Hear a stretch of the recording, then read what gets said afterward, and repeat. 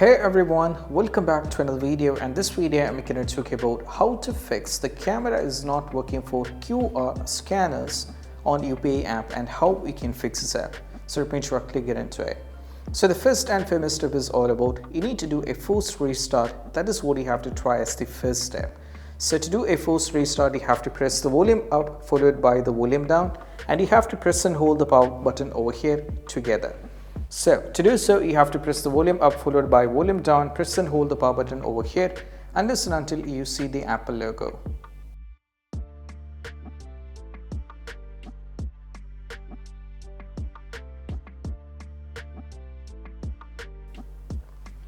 So once done with the first restart, you have to check whether you are able to fix the issue or not. Still, if you're having the trouble, what you need to do is just make sure the QR scanner is turned on your camera app. To do so, you have to go over here, tap on the settings. Now from here you have to scroll down and navigate to the camera app. Now from here there is an option called scan QR codes. You should be turned on this. If it is already turned on, but still if you're having the trouble, you can just turn this off, then restart your iPhone once again. Then you have to turn on it back, then you can check. That might work. Next one is all about you have to make few changes in the privacy and security. We can go over here, tap over here in the privacy and security. Now from here you have to scroll down and navigate to the camera. Now from here make sure that you have given access to the UPI apps. For example, Google Pay.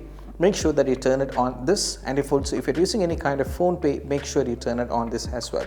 That is also very important.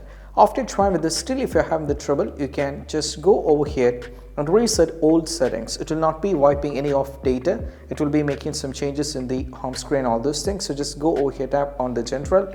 Now from here you have to scroll down and navigate to transfer or reset iPhone. Now from here tap on reset, and there is an option called reset old settings. Go for the reset old settings.